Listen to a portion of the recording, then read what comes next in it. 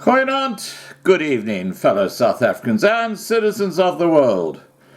And I just put up a video about the gang violence happening in Cape Town.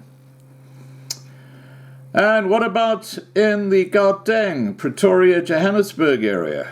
Well, Deepcliff is a powder keg waiting to explode. Again, service delivery is at the core of their complaints, and of course what you do when you're not getting service delivery is you disrupt the lives of everybody else around you, don't you? And that includes burning schools and basically shooting yourself in the foot.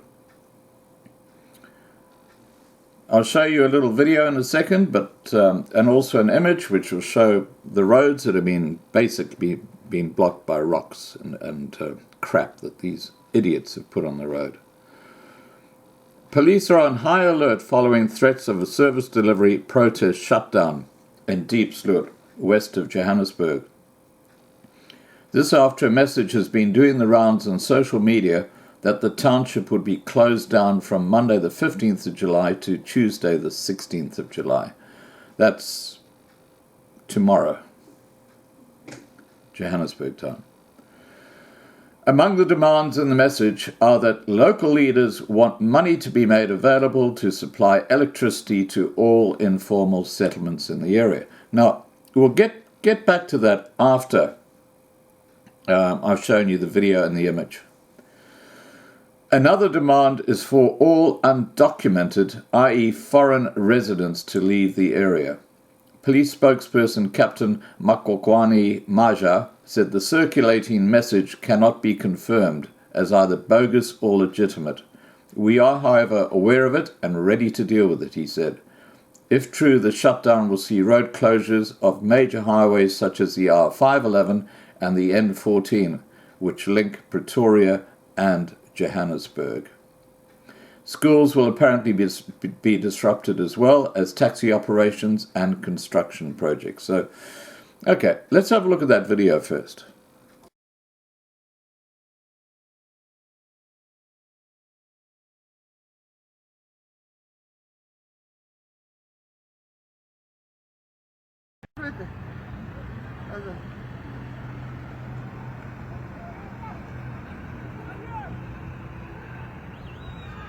Wat storie hond betoog saam? Yes, kyk hoe kom hulle nou kry. Wat ook hulle kar met klippe. Wat hulle onttrek, hè? Okay, we're really reaching a tipping point right across South Africa because Eskom have had enough and they're now sending out a threat to municipalities who have bad debts with the company that the lights are going to go out. Now, Soweto is one of those huge communities that Eskom is threatening with this. Let's hear more about the story. Thousands of KwaZulu-Natal families could find themselves in the dark if 5 municipalities, which owe a combined total of 366 million rand, fail to heed Eskom's warning and pay up. Last week, the lights of a 6th defaulter, Mpafana local municipality, went out for a few hours because of arrears. Monde Barker, Eskom's group executive for distribution, said the power utility was entitled to disconnect the electricity supply of defaulting municipalities.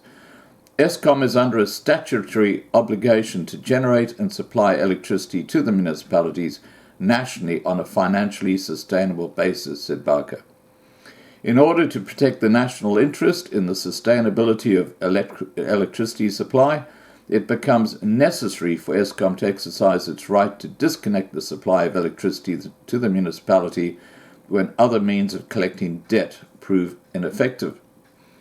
Though Eskom refused to indicate whose lights would go out next, it said the minimum overdue debt was at 36 million rand, with the maximum being Mpafana local municipality at 123 million rand. Out of the 6 municipalities, Eskom has payment arrangements with only 4. The remaining 2, including Mpafana, which Eskom said defaulted on an arrangement in July 2018. The sixth municipality is in the process of an application for a payment arrangement as it approached the Department of Cooperative Governance and Traditional Affairs and the Provincial Treasury to support the application. However, Eskom was still waiting for the supported payment arrangement. A notice of intention to cut electricity in Mpafana by July the 8th was published by Eskom, and the power utility followed through with the plans last Wednesday. Mpafana Municipal Mayor Xalani Duma sought legal action and was granted an urgent interdict, preventing the power utility from leaving the residents in the dark. Lwandi Madlala, secretary of the Mpafana Mooi River Business Forum, said Eskom's plan was to start off with short intermittent cuts for the first week, followed by longer periods without electricity in the following weeks, and eventually a complete cut-off of supply. Do you get that? Complete cut-off of electricity to the municipalities who are not paying their bills. And, you know, Mooi River, which is this Mpafana district, was once one of the most affluent areas in KwaZulu-Natal. Beautiful farms, very settled, and it's only taken 25 years for the ANC to completely screw it up. Yep, only 25 years. Going on with the story. If Eskom sells the municipality electricity worth 10 million rand at the value of 6 million rand, why is the municipality failing to pay back, said Madlala. This amount could be paid over in installments to ensure power, but the municipality is not doing that. Cooperative Governance and Traditional Affairs spokesperson Lennox Mabaso said MEC Sifo Shlomoka was aware of all the issues related to the non-payment of Eskom. The MEC has commissioned an assignment of all the municipalities in the province, and that assessment is complete, he said. The MEC will in his budget policy speech make pronouncements that are going to comprehensively touch on this very issue of municipalities that are owing Eskom millions of rand.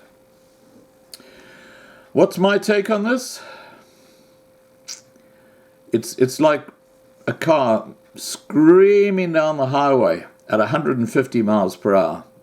You know, no driver in it, and it's just waiting for an accident to happen. And it's going to happen. And I think that accident is Eskom. It is in a crazy situation.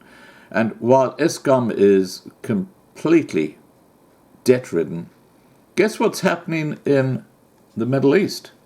Well, things are looking a lot brighter for Ramaphosa and his family. Well, this week, or last week, Ramaphosa was in the Middle East. That's why he's been so quiet. And accompanying him was his brother-in-law, Patrice Motsepe. Yeah, the multi-billionaire who's got a huge investment in renewable energy. And why would his brother-in-law be in the Middle East with Ramaphosa? Well, that's something that people are asking a lot of questions about. Because President Cyril Ramaphosa's recent visit to Saudi Arabia and the United Arab Emirates has drawn both praise and criticism following the announcements of a 130 billion rand investment into the energy sector in South Africa from Saudi Arabia, the world's wealthiest oil-producing country. Among the questions now being asked are why Ramaphosa's brother-in-law, Patrice Motsepe, and Motsepe's business delegation were spotted in photographs as part of the president's entourage.